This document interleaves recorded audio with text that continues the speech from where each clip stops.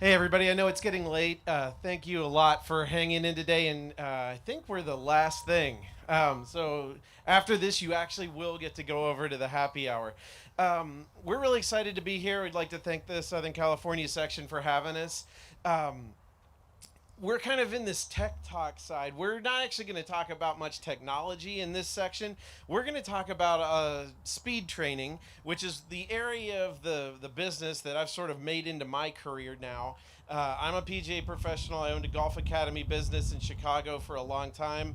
Also, very excited to have Dr. Tyler Standifird, who's a PhD biomechanics professor from Utah Valley University. It's a fun story of how we kind of got together. Tyler actually called us a few years ago and basically asked us if we'd be interested in having him do some research or do any types of research on our products at SuperSpeed. Tyler can kind of tell that Yeah, story. I mean, really, the litmus of that was I'm the youngest of four boys, and I hit the ball shortest of all my brothers. So I really did it so I could get a free set of super speed clubs. And like, fast forward a year and a half, I've done probably like 8 studies in my lab, tons of cool motion capture, force data. I get to skip class now to come to Southern California and hang out in October, which is a great time to leave Utah. I think it's been a win-win. And as a report back to my brothers, I am now the longest driver in my family, so Yeah. that's probably the best bit of news. I'm confident there's going to be a point where Tyler fully abandons his Thank you. university students, but he's still hanging on to it for there. Anyway, I think most of you have used our super speed products in the past. Talking to people up at the booth up there so far, a lot of people have used some of our products. We have a lot of new stuff as well. What we really want to share with you guys today are some of the results that we've actually seen in real university level research studies.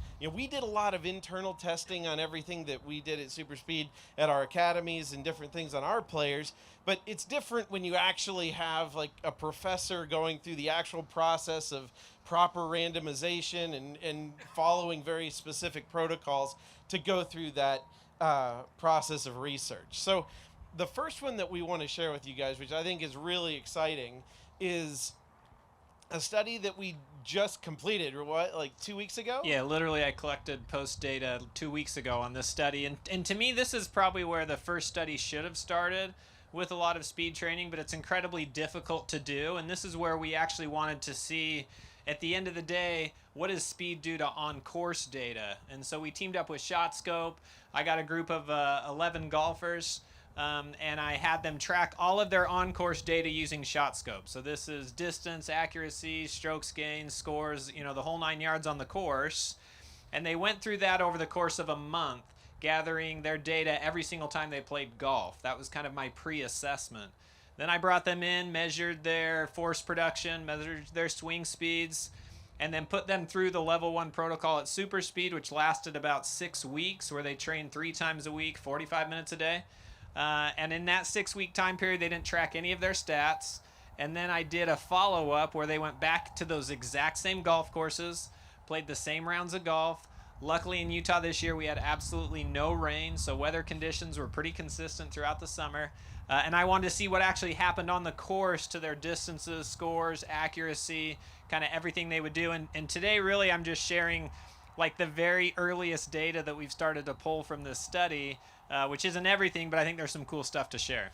Yeah, absolutely. And to preface this, we've always found that players get about a 5% gain in swing speed in every study that we've conducted, that Tyler's conducted, that other third parties have conducted in that course of about 6 to 8 weeks of regular training. So the difference in this study again is really that these are actual gains in performance from what they did on the golf course before that period of speed training and then right after that period of speed training.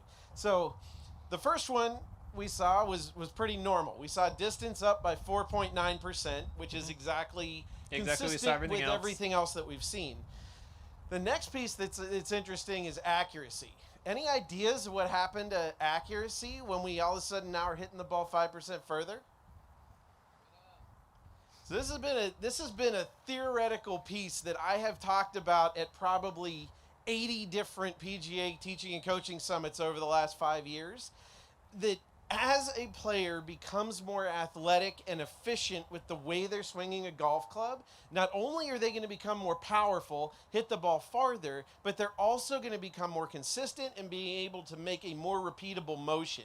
And this study was pretty definitive and showed about a 10% increase in accuracy off. This was off the tee, correct? This was This off is the drivers? tee. Yep, this is drivers hit off the tee.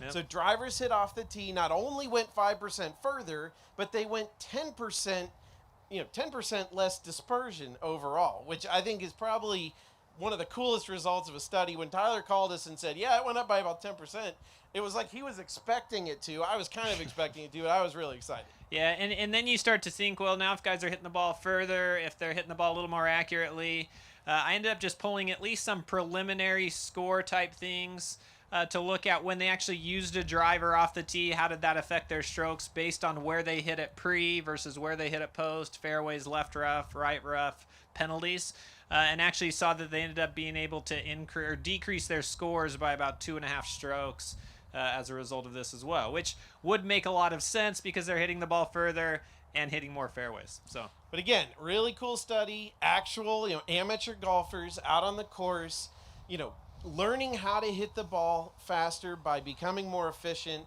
This was just our simple level 1 training protocol that we do at SuperSpeed. We have a lot more training past that a lot of our tour level players have done and a lot of amateur players have done as well.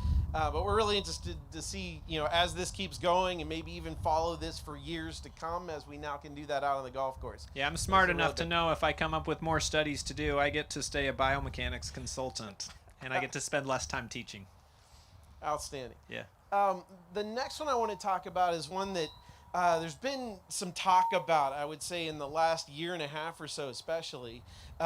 We were just down at TPI for a few days doing a golf level 3 seminar and talking about a lot of the things that the guys down there have been working on with their tour players. And we do a lot of different types of things that are going to be training both sides of the body. Those of you that have worked with our SuperSpeed golf training protocols know that since day one, every single one of our protocols has always used dominant side swings and non-dominant swings in every training protocol that we do. And we're extremely strong believers on the side that that's incredibly important for a lot of different reasons, including improving rotational efficiency, improving ground force production, all kinds of different things, especially for players that don't have a 4-day-a-week gym routine and don't have quite as much of an intense program as a lot of guys out on tour. This study actually started as a joke. Yeah, believe it or not, this study started as a joke. We were talking about everything was being talked about not doing non-dominant swings. We're like, I think this is crazy. Like, would you ever do this in the gym and not do that? And Tyler's like, all right, I'm going to pull a guy in out of the hall tomorrow, and I'm going to have him go through one of these training protocols and only do non-dominant training. We're never going to make a dominant side swing in the entire training, and I'm going to see what happens. He calls me the next day. He's like, you're not going to believe this. I'm like, what am I not going to believe? He's like, no, you're not going to believe this. Like, he got better results doing that training protocol than he did doing the one where we did dominant side and non-dominant side. So, all right, okay, you're hired for another month. Like, we'll let you keep going. Let's do another study. We need let's to do get this more study. golfers in. And so I ended up grabbing 12 golfers and said, let's train them for 6 weeks. Let's look at pre-post swing speeds. Let's look at pre-post force production. But in this case, I'm going to look at pre-post as right-handed drivers because they were all right-handed golfers, but their training only consisted of the left-handed swings. All right, and this is some data in terms of what we saw. So the percentage gain was about 6%. These were fast swingers of the golf club, so baselines of 109, and they jumped up about 7 miles per hour. And if we can get into some really big details about ground reaction force up back at the booth for sure, if that's something you're passionate about. But the main take-home message of ground reaction force is that golfers really struggle sending force to the lead leg enough and early enough in the golf swing. I mean, that's just so common among amateur golfers across the board. And so we saw increases of about 13% in their vertical force. This anterior-posterior force is what's pointing away from the target that kind of allows them to almost kind of have this stopping point to create that vertical rotation that we've kind of talked about, I think, a lot today, or at least alluded to, and a 12% interest in lateral force. I always say, are these big increases in force numbers? Remember, this is 45 minutes a week for 6 weeks. If I went to my basketball strength and conditioning guy that I work with a lot and told him I could get this in 45 minutes a week, every one of his players would be doing this immediately. So Yeah. So this was a really cool one. Again, no dominant side swings, just training the non-dominant side, seeing a huge gain in their actual real golf swing after this study. So that was great. We've done other studies. We don't have time to talk about all of them today. Just quickly, force production's a big one. Every study Tyler's done, we've always seen big improvements in force production by going through these protocols. And that's not with extra coaching or extra things going in. This is just going through those basic SuperSpeed golf protocols. The timing, as he said, was also a very important thing. We did a study testing senior players. That's a question we get a lot. Is this going to be something that's going to be good for my senior athletes? What was the average age in this study? yeah, it was 72. Oldest Okay. was 89 years old. Yeah, so this was definitely, on that senior side. You can see that the percent gain numbers stayed consistent with that about 5% number that we've seen. It was actually a little bit higher for our elder ladies. It was almost about 6% there, so that was a big deal. We did a study on our new counterweight club. I can show you that if you get over to the booth. That's another one that we can add in to really translate and get some more hand and arm speed. Again, saw 4% gain about in club speed, ball speed, distance also went up with that product. The last thing I want to talk about in the studies is one that we are just now completing, and actually a new training product that we're going to have out this fall. We should have product by the end of November is my guess. How many of you test grip strength on your players? Okay, I got a couple people. You test grip strength. Do you find that amateur golfers tend to have an issue here from time to time, like don't have enough grip strength? What do you see that cause for your players? Yeah, you have any correlations you've seen? I have a bunch I've seen.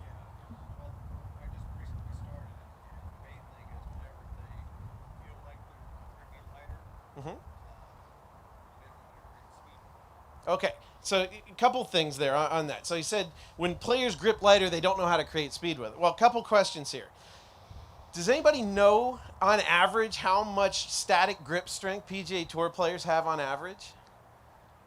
Okay, Tyler? Yeah. Let's talk to the PhD now. Yeah, it's about 120 pounds. 120 pounds of force they can create statically on a dynamometer. Your long drive professionals, which we actually coached a team of like 5 long drive professionals for about 2 years back in Chicago, their average was almost 150, 160 Yep. pounds. So it was even more. Amateur golfers, our data from our academies, and I think we could probably reference this with all the data TPI's collected as well. Amateur golfers average almost half of what a PGA Tour players do on average. It's about 60 pounds. Okay.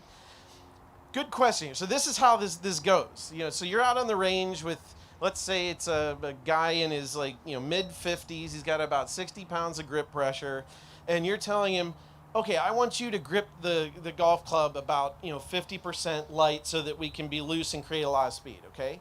Now, if you said that to a PGA Tour player that on maximum could create 120 pounds of grip pressure, and you say, I want that to be this nice light about 50%, and you feel that PGA Tour player is going to peak somewhere around 60 pounds of grip pressure during the transition of their golf swing.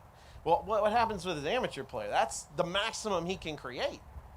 So if he can't create enough to basically stabilize the forces that go through the grip of the club, a lot of bad shit starts to happen. You start to see dumping, you start to see scooping, you start to see long swings with no lag. All kinds of things can start to happen there. My opinion is this is actually the biggest epidemic in the world of golf that very few of us test that causes people to have an issue creating speed in their golf swing. I think it's the most prevalent, especially for women. I think even up to the LPGA Tour level, the numbers here are just not enough. Because honestly, you have to be able to create in the mid-20s grip pressure to make sure that the club doesn't fly out into the range. Okay? So this is kind of wild stuff, crazy stuff. But we got a cool product coming out this fall. It's going to be one of the first golf-specific grip strength trainers. So just be looking for that. If you guys aren't already signed up for our email or newsletters, go to our website, sign up for that. Our training site is great. It has all kinds of great protocols and things to do with our SuperSpeed products. All of that's free. So you just go to our training site and access and check it all out. You guys always get wholesale pricing on all of the products that we sell at SuperSpeed Golf. Our goal is to help you train your players in a better way and help them get more speed. And we're trying to put all the research we possibly can behind it, so it's an easy sell for you guys to do. Stop by the booth, check it out. We have some product here. We also have some great information on our speed clinic programs. If you haven't run a speed clinic program at your club or facility yet, I can tell you it's about a $600 an hour program for you, and I've never seen that business model fail anywhere that's ever tried it. So come check that out. We'll be here all week. Again, thanks, Tyler, for being here with us and sharing a lot of this data. We really appreciate you in the Southern Cal section. Thank you for having us. Yeah, thanks.